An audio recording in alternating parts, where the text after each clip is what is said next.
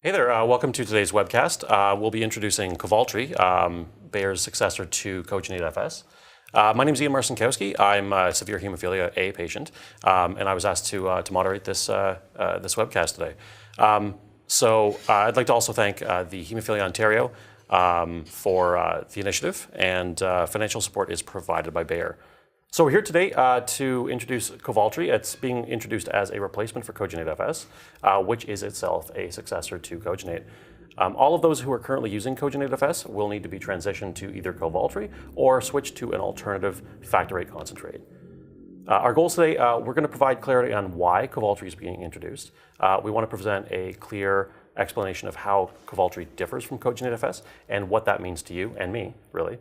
And also to describe how Kovaltry is produced and to present evidence showing its efficacy and safety. So today's agenda, we wanted to introduce Kovaltry. We wanted to give a patient and caregiver perspective with some common questions. And then we want to have a live Q&A session and discussion about Kovaltry. So during the webcast today, you'll be able to ask a question by clicking on the Ask a Question box right under the video feed and hitting the Submit button there. And we'll get to your questions towards the end of the webcast. So today we have Dr. Jerome Teitel, Professor of Medicine at the University of Toronto and a hematologist at St. Michael's Hospital, and he'll be taking us through some information about Kovaltry. I'd like to welcome Dr. Jerome Teitel. Thank you, Ian. So welcome everybody, and thank you to Hemophilia Ontario and to Bayer for supporting this. I'm going to show you a disclosure form here. I'm presenting this as a consultant to Bayer, and I serve on advisory boards for other companies as well. And I'd like to show you this disclaimer slide, and the important thing I think is at the bottom that I'm going to be telling you my own opinions about Kovaltry, and these are not the opinions of the sponsor, Bayer Incorporated. So let's get started. So let's introduce Kovaltry. So what is it? Kovaltry is a full-length, unmodified recombinant factor VIII concentrate, and I'll show you what that means in a few minutes. So this is a factor VIII protein that is full length, meaning it's the same in its primary structure as the factor VIII that occurs naturally in the blood. It's approved by Health Canada for the treatment and for prophylaxis of bleeding in patients, both adult and pediatric patients with hemophilia A. So it's not a von Willebrand concentrate, obviously not appropriate for factor IX or deficiency or hemophilia B either. And you can see at the bottom what Kovaltry will look like. So that's what you're going to be seeing when you pick up your products in blood banks. So what does it mean to say that this is a full-length unmodified factor VIII? You can see on the cartoon there, that's what the factor VIII molecule looks like. It's two chains, a heavy chain, which is the top longer chain, and a light chain that are linked together. And this is what circulates in the blood after it's released from the cells, the sites of its production. And Kovaltry is designed to be as similar to this natural molecule as possible. And I'm going to show you some of those details in the next few slides. So the first question, why was Kovaltry developed to replace Kogenate FS? And as you know, those of you who have been involved in hemophilia over the years, you know that companies such as Bayer are constantly improving their production and making new products to make the product safer and more effective. And Kovaltry was developed with a few goals in mind. The first was to augment safety, which is always a top priority for us.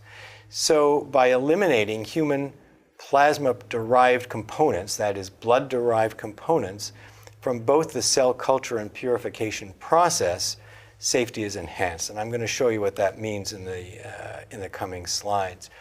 They now include in the process a 20 nanometer, and that's 20 billionths of a meter, viral filtration step. That means a filter that has pore sizes 20 billionths of a meter, and what that will do is to efficiently remove any viruses that might have gotten into the process, as well, importantly, as removing what we call aggregates, which means clumps of factor VIII protein.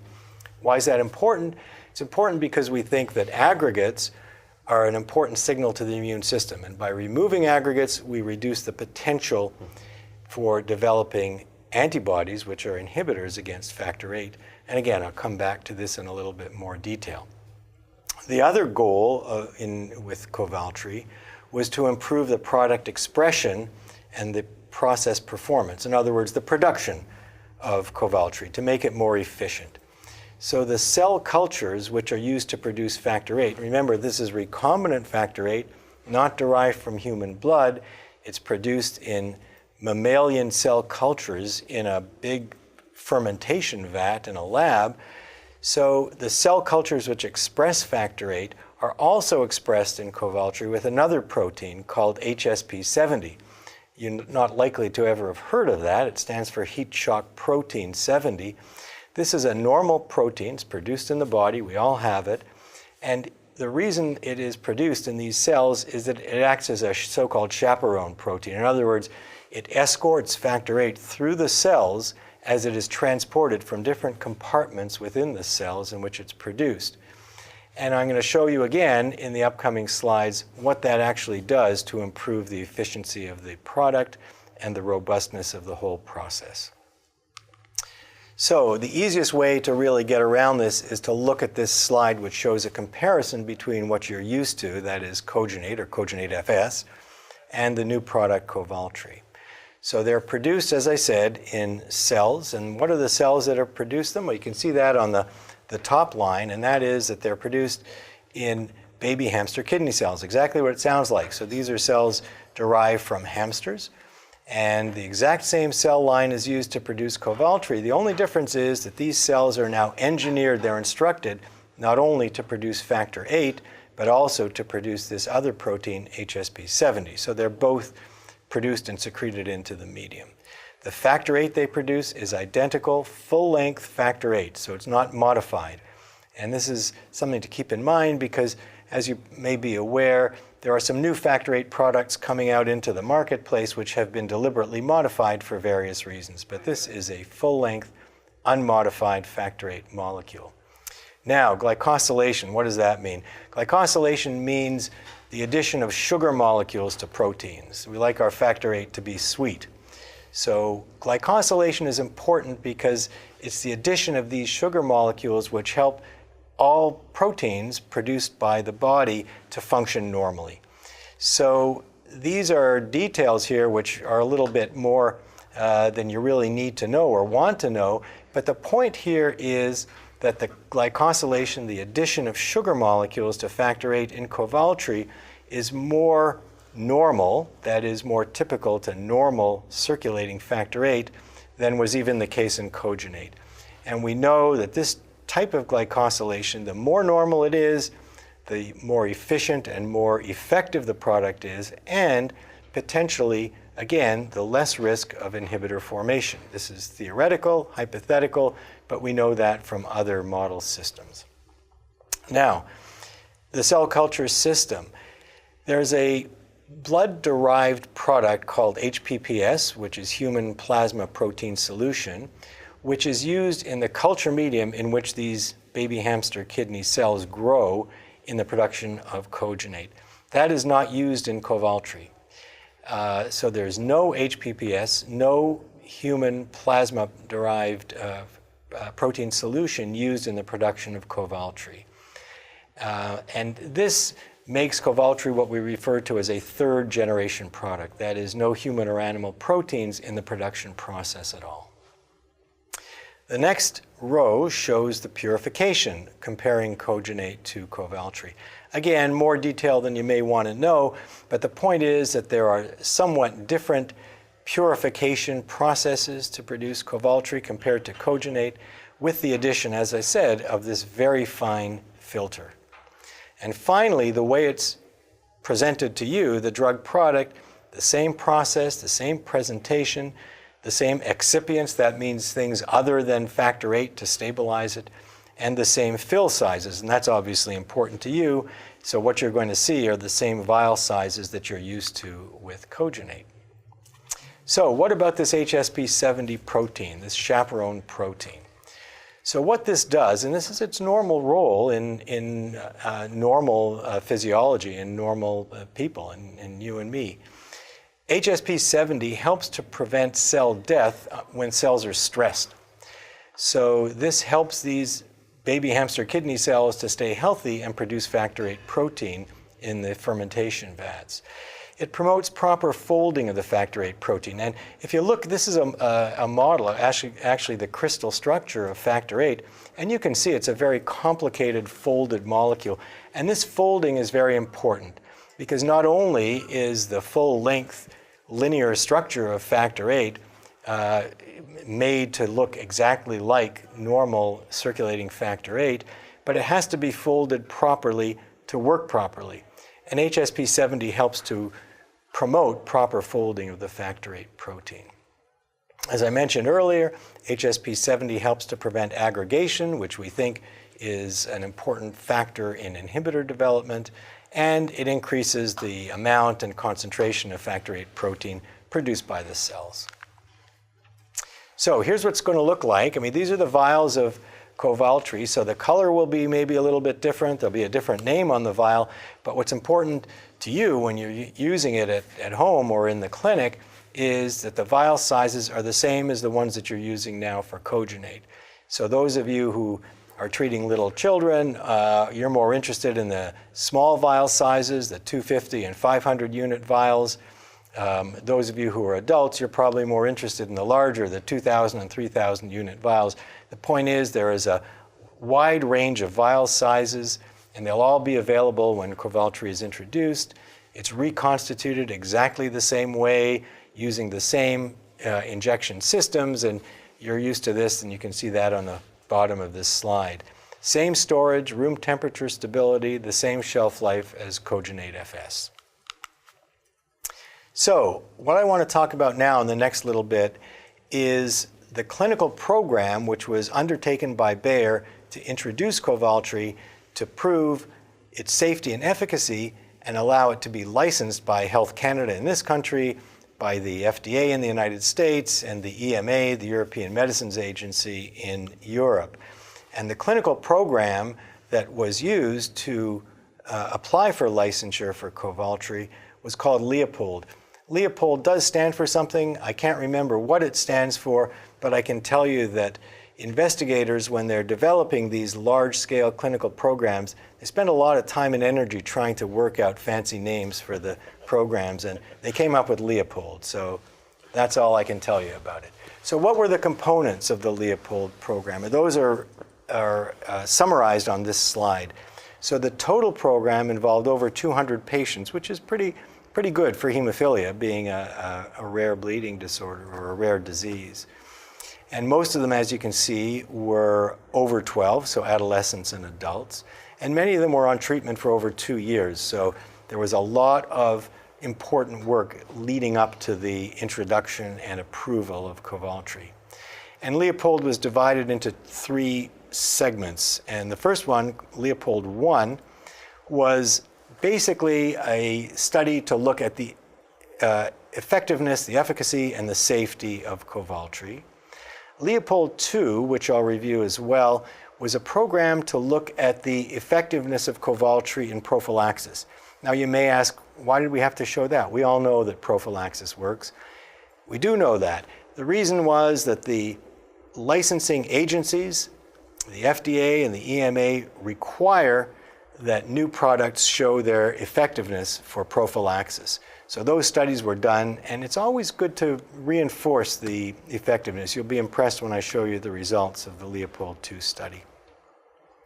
And finally, and very importantly, Leopold Kids, because it's important to know that these products are effective not only in adults but also in children. So the last part that I'll review with you is the Leopold Kids study. So let's first look at Leopold 1.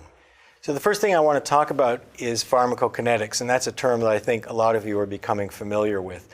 That is how long the factor VIII lasts in the blood after it's been injected, how much we recover when we inject it. And a picture is often worth 1,000 words, so what I'm showing you here is the decay curves of a single injection of either Kogenate or Kovaltry. So Kogenate is the blue curve shown towards the left, and the Kovaltry, and this is in the same subjects, after a washout period, is shown on the right. That's the green curve. And what you can see visually very well is that the curves diverge. That is that Kovaltry lasts a little bit longer than does Kogenate in the circulation. Now, to actually look at this mathematically and put numbers around what you're seeing visually, that's shown in the table on the right. And I'm not going to go over all of these numbers, but there are a few things that are worth pointing out to you. One, and this is something that I think a lot of you will be familiar with, is the concept of half-life. That's T1 half. That's the bottom row here. And what you can see is that the half-life of Kovaltry is a little bit longer than that of Kogenate.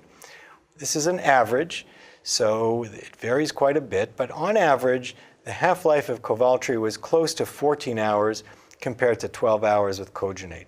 Not a huge difference, but it was a real difference. And when I say real difference, what I mean is that this was highly statistically significant mathematically, and that's shown by this very low number in the right-hand column. Now, I must make the point that Kovaltry is not being promoted as and is not considered to be what we call an extended half-life product. A lot of you are aware that there are extended half-life factor VIII and factor IX products that are now entering the marketplace and are being developed, and we're going to see more of these in the coming years. But Kovaltry is not an extended half-life product. Nevertheless, it does have a somewhat longer half-life than Kogenate, and that may make a difference to some people. And I'll show you what kind of difference it makes when we show the clinical results of the Leopold trials. Now, another concept that's worth understanding a little bit is the area under the curve. And that's what's shown in this row as AUC, area under the curve. What does that mean? That's shown visually here. If you actually add up all the area under this blue curve, for example, for Kogenate, that shows the total amount of exposure that you have had to Kogenate during that 48-hour interval. So that's kind of your total factor VIII, the amount that's been bathed in your blood. And you can see that the area under the curve for Kovaltry, again, is statistically significantly higher than that for Kogenate. In other words, you get a little bit more bang for the buck with Kovaltry. Now, this slide shows you some more details of the pharmacokinetics, and there's a few important points that I want to make here. So these are derived from the Leopold trials. And what this shows is both the recovery of factor VIII in the blood after infusion of Kovaltry and the half-life. And the points that I want to make are these. First of all, look at the ages. So the recovery of Kovaltry is a little bit better in older adults and in adolescents compared to children. That we see with all factor VIII and factor IX products. We know the recovery is always better in adults, but there's a lot of overlap, and this is actually pretty good recovery for children for a factor VIII product. The other point that's important to look at is look at how variable. Each dot represents an individual patient. Look at the huge range. So these horizontal lines here are the averages or means. And when you report a single number, you're reporting the mean. You can say, well, the recovery here is around 2. But look, in some patients it's close to 3, and in others it's below 1. And that's why it's important to get these pharmacokinetic values for an individual, because you're going to vary quite a bit. Same thing with half-life. The half-life, a little bit better in adults, and still pretty good for a factor VIII product. In some patients, the half-life is up to about 20 hours or more. That's fantastic if you happen to be someone who's got a very long half-life of factor VIII. But on the other hand, in some people, it's down not much above 5 hours. So these are averages, but individuals vary. We're all different, and these are some of the ways we're different. And that's why more and more often we're doing individual pharmacokinetic studies. Now, the important thing, of course, is bleeding. We're giving factor VIII to prevent bleeding. So here is bleeding rates in patients in the Leopold I trial.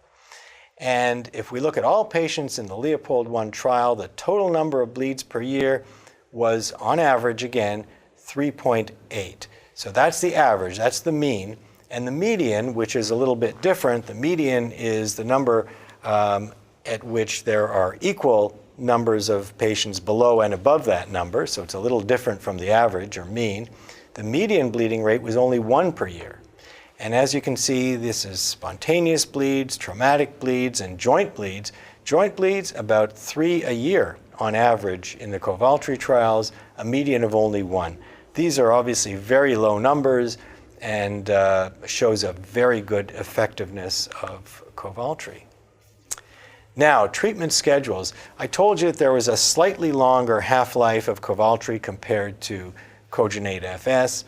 And because of this favorable pharmacokinetic profile in the Leopold trials, these are the prophylaxis trials now. Some patients were treated only twice a week for prophylaxis, and others were treated 3 times a week.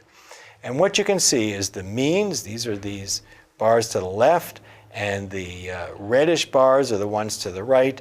You can see that patients on twice a week, only twice a week prophylaxis, still had pretty low bleeding rates.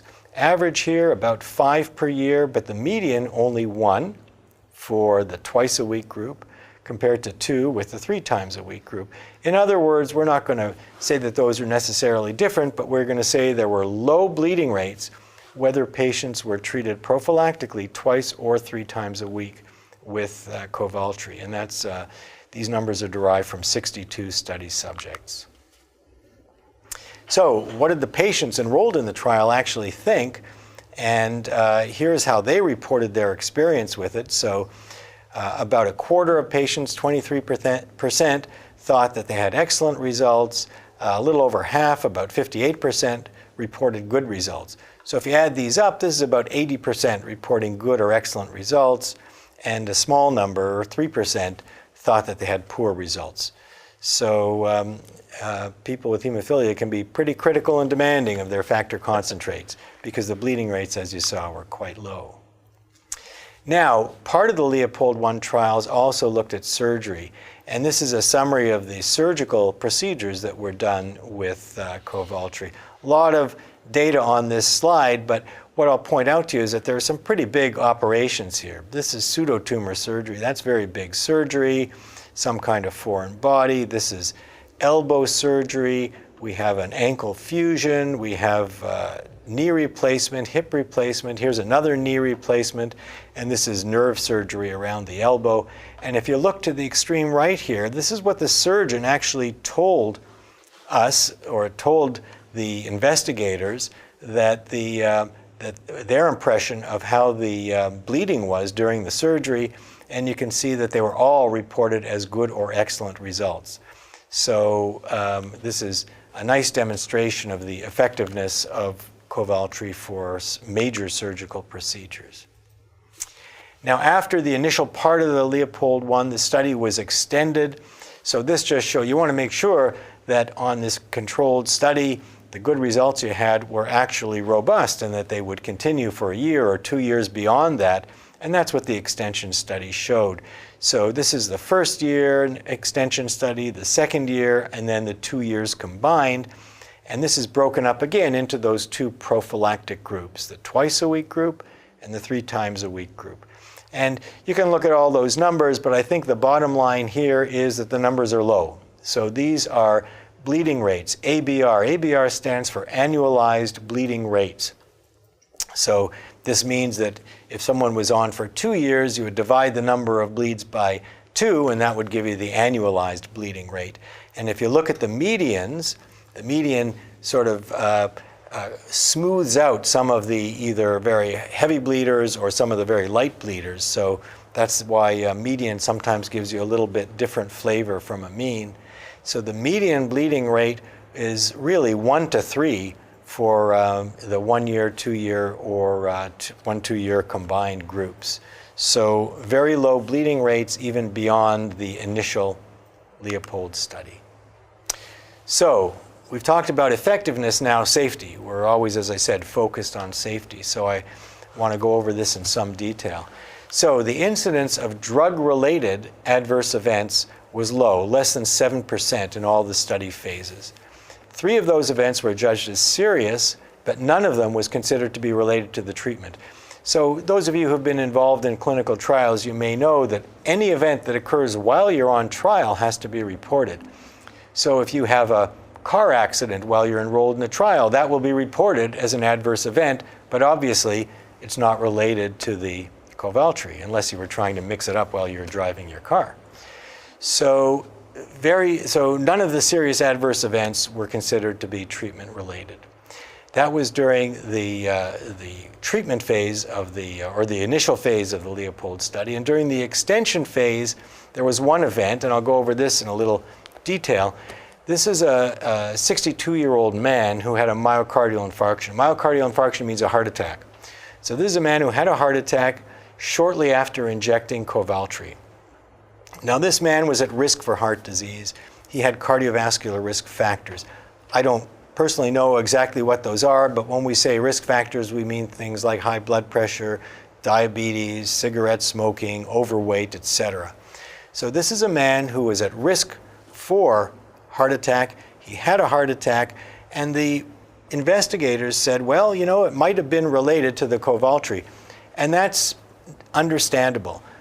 He was given a drug, after all, which promotes blood clotting, and heart attacks are caused by clotting in coronary arteries, so that's something that is quite plausible and feasible. That patient in particular did well. The drug was discontinued, and his coronary arteries were fixed by angioplasty, and he was well thereafter. An important point is the one at the bottom of the slide here. No subjects developed a factor VIII inhibitor during the study. Now, we wouldn't have expected that. Remember, these are adults and adolescents. They're heavily pretreated. It's unusual for someone in that situation to develop a new inhibitor, but it's sure reassuring to see that it didn't happen. So there were no unexpected inhibitors. So in summary, for Leopold I, favorable pharmacokinetics compared to Kogenate FS. In fact, somewhat better pharmacokinetics. It was effective for the treatment of bleeding and for surgery. Low bleeding rates on prophylaxis in both the 2 and 3 times a week dosing schedule, and a favorable safety profile. So let's move on now to Leopold II. Now, as I told you, Leopold II was a study looking at prophylaxis. We have to prove what we already know, that is that prophylaxis works. So let me show you in a few slides the results of this phase of Leopold. So this shows the bleeding and the factor VIII use in patients who are treated either on demand, that's 21 patients, so only for bleeding, not prophylactically, compared to those treated either twice a week prophylaxis, and there's the dosage they used, or 3 times a week prophylaxis, and you can see the doses there. And this is the combined 2 and 3 times a week. And look at these numbers. So if you needed more proof, if any of you have been resistant to prophylaxis and you want to look at numbers, let me show you these numbers, and these are going to have to impress you. The on-demand patients had 60 bleeds a year on average. Look at the prophylactic group. If you combine them, 2. 60 compared to 2. Do you need more proof that prophylaxis works? I think that's pretty good. Joint bleeds per year, 39 versus 2. Spontaneous bleeds, 42 versus 1. Now, you have to use more factor VIII if you're going to get effective prophylaxis. They use more than double the amount of factor VIII, 300,000 units compared to 129,000 units. But the advantage of that, significantly lower, again, ABR, annualized bleeding rate, in the prophylaxis versus on-demand group. And again, both the twice and 3 times a week groups were significantly better than on-demand in decreasing bleeding. So prophylaxis works. And again, safety, let's talk about safety. A low incidence of treatment-related adverse events, only 4%. There were no treatment-related serious adverse events, no inhibitors. Now, we talked earlier about heat shock protein 70, HSP70. Now, that's a natural protein. So one of the questions that Bayer wanted to answer was, do people develop antibodies against HSP70? Well, interestingly, there were actually slightly positive anti-HSP70 antibodies in 2 patients at screening, meaning before they ever saw Kovaltry. So these were developed naturally because of some exposure or some cross-reactivity. Who knows, but these patients had low levels of anti-HSP70 and in 8 patients during the study. We don't believe these are of any harm, they're not a concern, but they're there, and so they have to be reported. They were non-specific, they were low in level, they were generally transient, meaning that they were detected once or twice and then seemed to go away. So there were no symptoms attributed to them, they didn't do any harm, And they seem to be related, and this is not surprising, to infections or inflammation, because that's when the body produces more HSP70. So it may well have had nothing to do with the Kovaltry product anyway. The other thing that I'll remind you is that Kovaltry is produced in, remember, baby hamster kidney cells called BHK cells. No patients developed antibodies against BHK cells during the study. So these are things that we have seen in other studies, in the Cogenate studies, and in other studies of recombinant products. But again, they're reported, and it's reassuring to see these results. So in summary of Leopold-2, prophylactic treatment greatly reduces the bleeding rate compared to on-demand treatment, although it does require more factor VIII concentrate. Kovaltry is safe, and the BHK cell bank and the co-expression of HSP70 do not present safety concerns. Now, the last thing that I'm going to tell you about in the next 3 or 4 minutes is the Leopold Kids study. So Leopold Kids is, again, a multinational study. It's non-randomized, so patients knew what they were getting. It's an open-label study for the prophylaxis and treatment and surgical management of children, either previously treated patients, that's what PTP stands for, under or equal to the age of 12, or previously untreated patients, that's what PUP stands for. So PTPs and PUPs, you've probably seen those terms. Now, we're all very interested in PUP studies, and unfortunately, I'm not going to be able to tell you anything about the PUP studies because those aren't yet completed. The PUP study is still ongoing, and in fact still recruiting, so there's no data to report. So what I'm going to show you briefly is the Leopold Kids results only for the PTPs, the previously treated patients. So the first is the PK, and I'll do this quickly because you saw some of those PK results earlier. So these are terms then that I've already introduced. The half-life for Kovaltry, about 12 hours for the very young kids. That's actually very good for a factor VIII concentrate in a very young child, compared to about 14 hours in adults, and similar in the younger children aged 6 to 12. I introduced the term area under the curve. You can see, again, better in adults, representing longer action in adults than in children. And the recovery, meaning how much factor VIII do you actually recover when you inject it into the bloodstream. Again, this is always higher in adults. This is excellent recovery in adults, 2.4, which is really as much as you would predict mathematically, a little bit less in children, and we always see this. So we're not surprised to see those numbers. No surprises there. So importantly, what about the bleeding rate? Remember, these are the PTPs, the previously treated patients, ages up to 12. So the median total annualized bleeding rate in the youngest children, age 0 to 6, were 2, in the younger children, 0.9, and overall 1.9. So median ABR of 1.9, 73% of treatment of the treated bleeds were trauma-related. In other words, the child fell down or was injured playing sports, and the rest were spontaneous. And 45%, almost half of patients, had no bleeding whatsoever during the trial. And this shows the same thing that I've just told you, but it shows you visually to show you the actual numbers. So these are the younger children aged 0 to 6, and these are the older children aged 6 to 12 on the 2 different prophylactic schedules, twice a week, 3 or 4 times a week, twice a week, 3 to 4 times a week. And again, all these numbers are low. So if you look at the median bleeds per year, these are joint bleeds per year in the lighter colored curves, up to 2.5 in the twice a week schedule. Those are total joint bleeds. And these are the spontaneous bleeds per year. So as opposed to traumatic bleeds, falling down and bumping your knee and getting a bleed. And you can see very little spontaneous bleeding, fewer than 2 spontaneous bleeds a year in any of these groups. So again, we always come back to safety. So you can see that in the screening period means before the trial even started. So in the screening period, almost a third of subjects in the safety population experienced at least 1 adverse event. Obviously, we can't blame that on Kovaltry.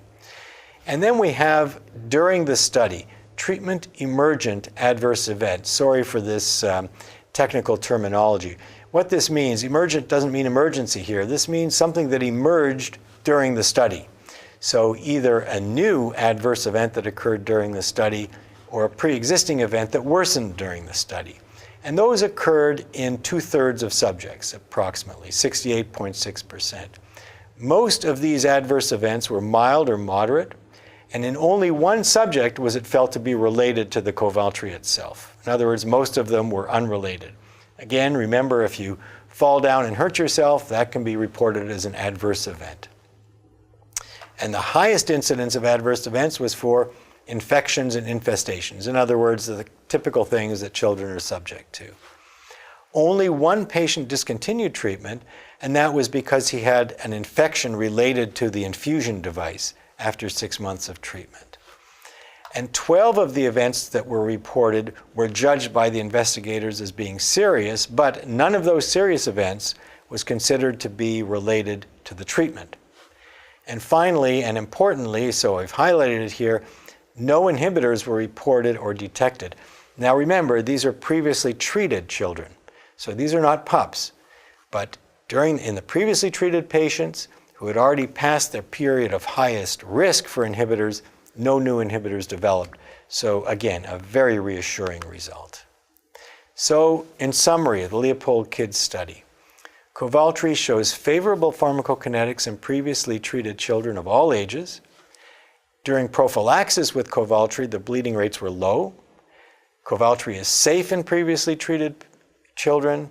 And the pup studies, unfortunately, are still ongoing, so stay tuned. Those will be reported in the not too distant future. So with that, I will turn it back to Ian. Thank you. Great, that was really interesting. I learned a lot. It's really interesting to hear more about Kovaltry because I'll probably end up being on it soon, right? So I mean, now I guess we can switch over to sort of a patient and caregiver perspective. How will the change affect me and I mean the other hemophilia caregivers as well? So we've got some common questions now that I'd like to ask you. So let's start with this one here. When can patients expect to start receiving Kovaltry? Well, I can't give you details, but what I can tell you is that Kovaltry is being rolled out this summer of 2016, and it will be rolled out in an organized way in different geographies in Canada. So for the details of when you might see it in your area, you can either be in contact with your Bayer representative or Hemophilia Ontario or the Canadian Blood Services, but it will be rolled out in an organized way over the course of the summer. And there are no problems with supplies of Kogenate in the meantime. And when Kovaltry is rolled out, you will have the vial sizes you need. It should be a very smooth transition. Okay, that's great. Like that's the main thing, I guess. Yeah, because it's exciting to sort of start receiving a new product. So next, so is Kovaltry safer than Kogenate? Well, it's an easy question to ask, but not an easy one to answer. So first of all, what I have to make very clear, Kogenate FS is a very safe product. Over the years, there have certainly been no infectious signals related to Kogenate. Inhibitors are still a risk with any factor VIII product. So is Kovaltry safer? There have been changes in Kovaltry to render it even safer, but when you say that for example, a new filter was put in to remove potential viruses that might get into the product, well, no one has been infected with an important viral illness with Kogenate, so what might we be filtering out? An imaginary virus. So viral safety is something that we will never take for granted, but processes with Kovaltry have been undertaken to make it as safe as possible. With respect to inhibitors, time will tell. I've showed you that some of the changes in Kovaltry, the improved glycosylation, the improved, the more natural folding of the molecule, might theoretically render it somewhat less susceptible or less likely to develop inhibitors, but that is highly hypothetical. Time will tell. we will be following this, and everyone in the hemophilia programs across Canada will be keeping close track of this. But no one is going to tell you that we anticipate or that we are guaranteeing fewer inhibitors with any product compared to any other product when it comes to recombinant factor VIII concentrates. Okay, great. So next, this is an interesting question. So what if I have some cogenate left over when Kovaltry comes, and sort of can I mix them? I imagine this is going to happen with me, where I just grab a box out of the fridge. Are there any possible risks from switching back and forth? We don't think there are. First of all, and maybe it was we, the hemophilia treaters, who put this in your mind, because we've always said, you know what, we don't like to switch products unless there's a good reason to switch it, because theoretically it might be a risk again to stimulate the immune system and perhaps become an inhibitor risk. That has never been demonstrated. All the data have shown that switching from one product to another, there's no evidence that that increases the inhibitor risk. Now, when it comes to cogenate to Kovaltry, I don't even consider this to be really a product switch. In my mind, and what I've said to people is I call this a transition. It's the same cell bank, remember. It's the same molecule secreted by the same cells with just a slightly different process. So the bottom line is, we don't want people to waste product. If you've got cogenate in your home, in your fridge, we encourage you to use it. Okay. And when you've exhausted that supply and you've got Kovaltry, go ahead and use it.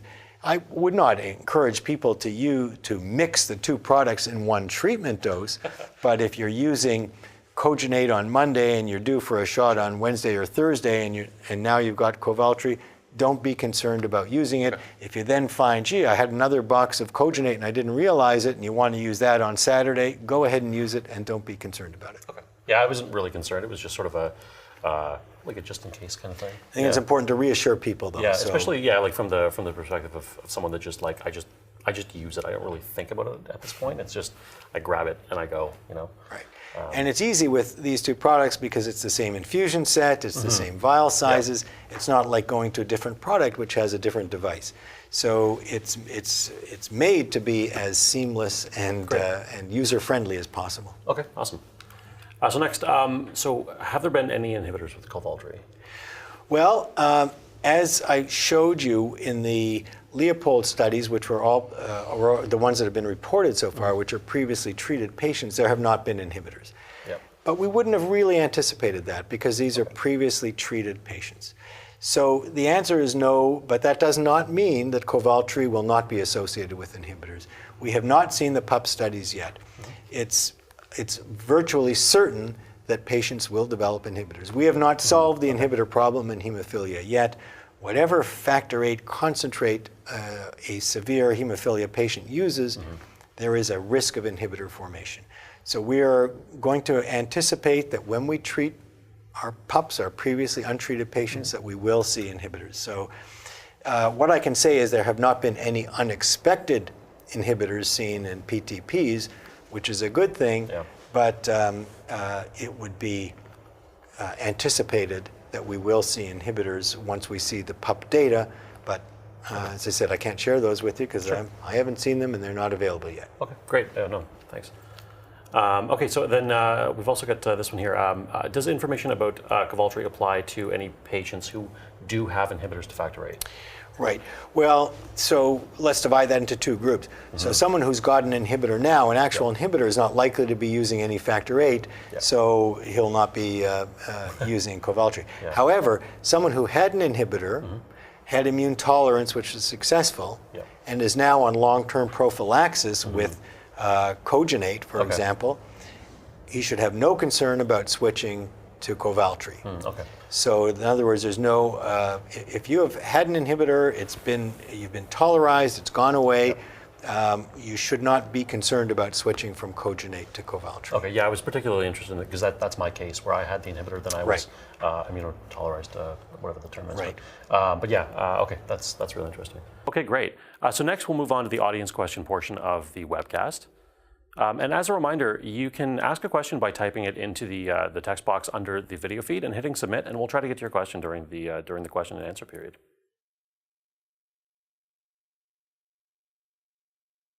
So Dr. Teitel, let's go to our audience submitted questions. So the first question we've got here is, Kovaltry has a longer half-life, and how does that compare to the long-acting factor products that are out there? Right. Well, Ian, the first point, again, to reemphasize, is that Kovaltry is not an extended half-life factor VIII product. That's not why it was developed. It happens to have a somewhat better pharmacokinetic characteristics because I think of the process improvements, but it can't be reliably considered to be a longer acting product. Now, right now, there's only one product available that's actually designated as what we call an extended half-life product. So people are using the initials EHL, an extended half-life product. And for the factor VIII product, that degree of extension is not terribly dramatic. The average half-life of the extended half-life product that's available is maybe 18 hours or so. So a little bit longer than a standard factor VIII, which is around 12 hours. As you saw, Kovaltry a little bit longer than that. So the differences are relatively small now, and unfortunately that's because it turns out that factor VIII is very difficult to extend in a real meaningful way the pharmacokinetic characteristics, and that's just a problem with the biology of factor VIII. It's tied to its carrier protein, which is von Willebrand factor. So we'll get there, but for real good half-life extensions with factor VIII, we're not there yet. Okay, that's interesting. Yeah, so our next question here is, what is the shelf life of Kovaltry after it's removed from refrigeration? Right, well, I'm probably not the right person to ask about that. I'm not that familiar, except to say that it is labeled for room temperature storage, meaning normal temperate room temperatures, not extremes of heat, for example. And I believe that it's got a pretty good long expiry date. And you have to look at the expiry date on the label, but typically it'll be a year or so. So storage can be in the refrigerator, but it's not necessary. But for that, I would refer you to the product insert, to Bayer, who can give you more information, or to just look at the product information, which you probably throw that away most of the time, but open it up and read it next time you get a box of product. That's what I would advise people. Nice. Yeah, I usually keep mine in the fridge, but every once in a while I'll just pull it. That's fine. If you're home and it's convenient to keep it in the fridge, that's a good place to store it. Yeah. Cool. So next question here. Does Kovaltry have any albumin or plasma protein in it? That is an easier question to answer.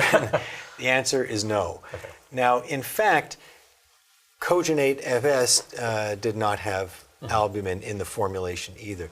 The first generation of recombinant factor 8 and 9 concentrates, we're going back to the 1990s, were stabilized with albumin. These proteins are present in such small concentrations that without some way to stabilize them, they would have been lost. They would have stuck to the side of the vial or to the plastic infusion set. And the first generation used albumin, which is a human plasma protein, it's like the protein in an egg white, was used to stabilize it. In recent years, that has been replaced with sugars. So Kogenate FS does not have albumin or plasma proteins in the formulation, neither does Kovaltry. So the answer to that is definitely no. Cool. So our next question here is, I'm on Advait now and have been told that I will have to switch agents. Would I be able to switch to Kovaltry? The answer is yes, in that everyone who's on Advait is going to have to switch, not because there's a problem with Advait or a problem with supply, but because of the way the CBS has organized their contracts. Now, the CBS has contracted to purchase certain amounts of other products, including Kovaltry and products from other manufacturers. So everybody who's currently using Advait, once the supply runs out, will have to go to something else. And there's certainly no reason that someone who's currently on that product, who looks at the options available and says, you know what, that Kovaltry looks like a good choice for me, I'm interested in switching to it, there's certainly no reason they can't do that. Okay, great. So our next question here, we realize it has a slightly longer half-life. How much longer? And what is the effect on daily prophylaxis? Right. Well, as you saw in the presentation, the average half-life was a couple of hours. Yep. And now a couple of hours when the basic factor VIII half-life is about 12 hours, that's about 15 to 20% longer. Yep. So it's a little bit of a prolongation, but not much. But remember how much variability there was. Yep. So if you happen to be someone who has a very long half-life, if you're lucky enough that the factor VIII survives for a long time in you, that might be enough to allow you with the Kovaltry product to, for example, if you're currently treating on alternate days, maybe you'll be able to go from every second day to 3 times a week. Yeah. Maybe you'll be able to go, as was done in the Leopold studies, from 3 times a week to twice a week. Now the question related to daily prophylaxis, and there are some people who treat daily. Perhaps if you treat daily, you'll be able to go to, with perhaps a different dose level, but perhaps you can go to alternate days. So I think that this should be open for consideration, and that's why we like to do some kind of pharmacokinetic study in individuals to help guide that. We can guess, but it's better if you do guided therapy. Yeah, like it's been suggested to me to do a PK study, so hopefully that'll be coming up soon. So. Great. Okay. So yeah, our next question here, can I still get Kogenate if I want to stay on it? Well, in the short term, yes, until the supplies are exhausted. But Kogenate or Kogenate FS is being replaced. So ultimately, it won't be manufactured anymore. So as the supplies are exhausted, it won't be available. Okay. But Kovaltry, as if Bayer had decided to retain the name Kogenate and called it Kogenate Q or something, then maybe you'd feel more or less, or the questioner would feel less concerned about switching. The name is different, but it is, and I tried to emphasize this in the preparation, it's a different version of the same molecule with processes that have been altered a little bit for improvement's sake.